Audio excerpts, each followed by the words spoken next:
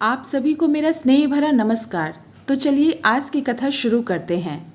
दूसरे दिन ब्रह्म मुहूर्त में निद्रा त्याग कर मुनि विश्वामित्र तृण शैयाओं पर विश्राम करते हुए राम और लक्ष्मण के पास जाकर बोले, हे राम और लक्ष्मण, जागो, रात्रि समाप्त हो गई है। नित्य कर्म से निवृत्त हो, संध्या उपासना करो, अग्निहोत्रादि से देवताओं को प्रसन्न करो, आलस्य को त्यागो और शीघ्र उठ जाओ, क्योंकि अब सोने का समय नहीं है।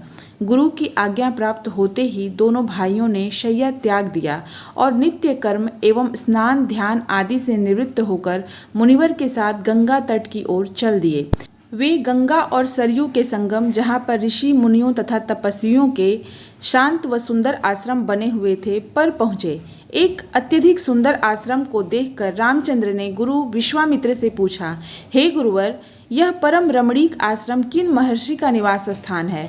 राम के प्रश्न के उत्तर में ऋषि विश्वामित्र ने बताया, हे राम, यह एक विशेष आश्रम है। पूर्व काल में कैलाशपति महादेव ने यहाँ घोर तपस्या की थी।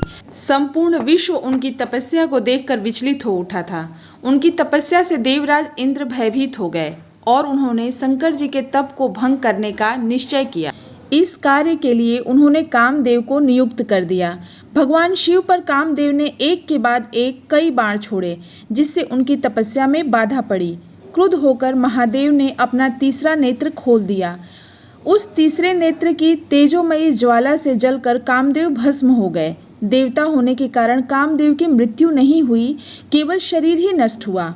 इस प्रकार अंग नष्ट हो जाने के कारण उनका नाम अनंग हो गया और इसी स्थान का नाम अंग देश पड़ गया। यह भगवान शिव का आश्रम है, किंतु भगवान शिव के द्वारा यहाँ पर कामदेव को भस्म कर देने के कारण इसे कामदेव का आश्रम भी कहते हैं। गुरु विश्वामित्र के आदेशानुसार सभी ने वहीं रात्रि विश्राम करने का निश्चय किया। राम और लक्ष्मण दोनों भाइयों ने वन से कंद मूलफल लाकर मुनिवर को समर्पित किए और गुरु के साथ दोनों भाइयों ने प्रसाद ग्रहण किया। तत्पश्चात स्नान, संध्या उपासना आदि से निवृत्त होकर राम और लक्ष्मण गुरु विश्वामित्र से अनेक प्रकार की कथाएं तथा धार्मिक प्रवचन सुनते रहे।